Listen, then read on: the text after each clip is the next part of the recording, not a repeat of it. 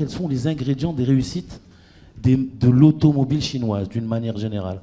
Avant, on se foutait de leur gueule, excusez-moi le terme, mais c'était du n'importe quoi. Maintenant, on les prend beaucoup plus au sérieux. Pourquoi ?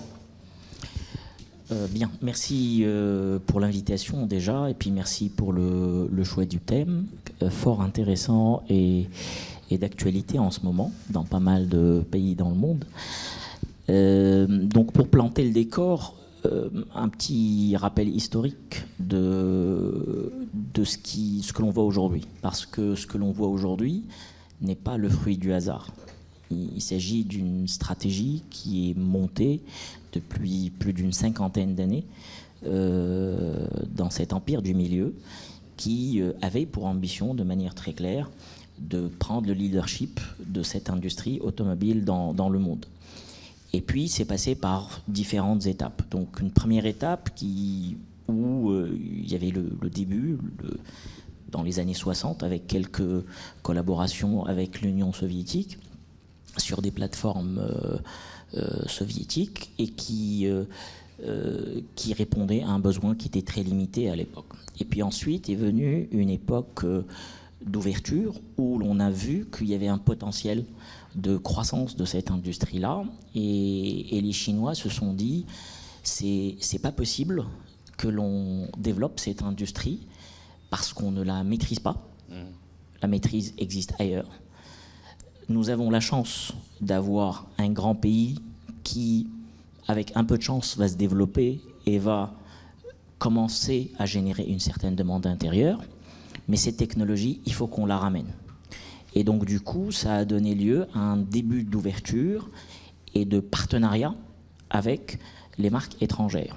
Donc, ces marques étrangères, pour venir vendre leurs produits en Chine, parce qu'avec l'ouverture, la Chine devenant petit à petit l'usine du monde, mais pour l'ensemble de l'industrie, a commencé à émerger une certaine classe moyenne avec un certain pouvoir d'achat qui avait besoin d'une certaine mobilité sous un effet, dans les années 70-80, d'une grande urbanisation de la Chine. Donc les gens venaient du monde rural vers les villes pour pouvoir travailler.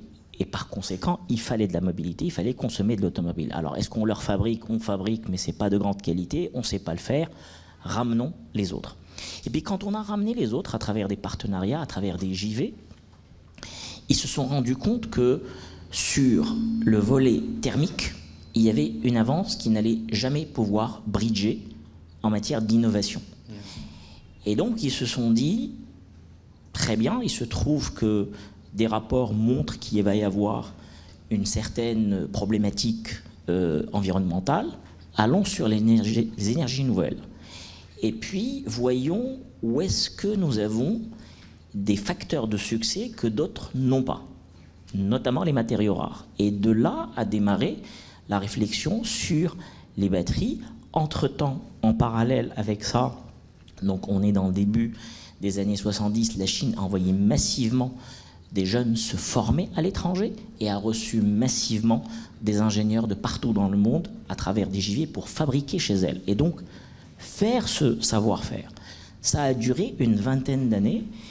Et donc, au début des années 2000, on remarque une grande modernisation de l'industrie parce qu'entre-temps, cette couche sociale moyenne est se comptait par centaines de millions, donc on était autour de 900 millions à 1 milliard de population, et donc la consommation automobile faisant, les volumes faisant, la technologie se développait et les compétences se développaient.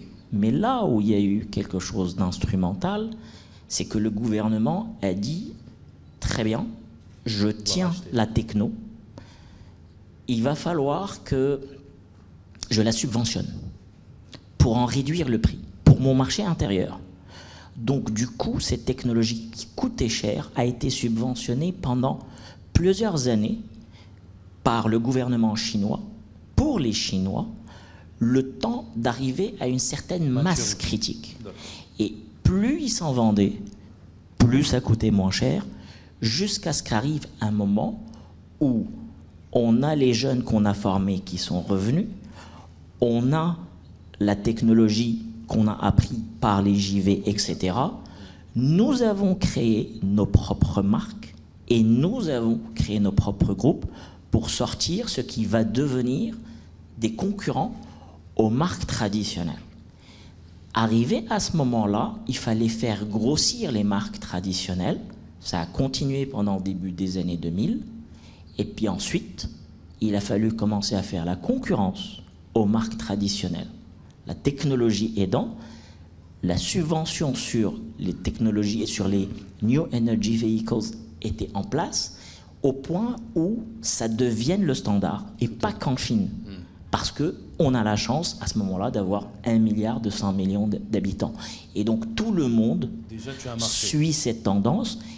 Et il y a un marché où on peut incuber ce qu'on veut, ça deviendra le standard.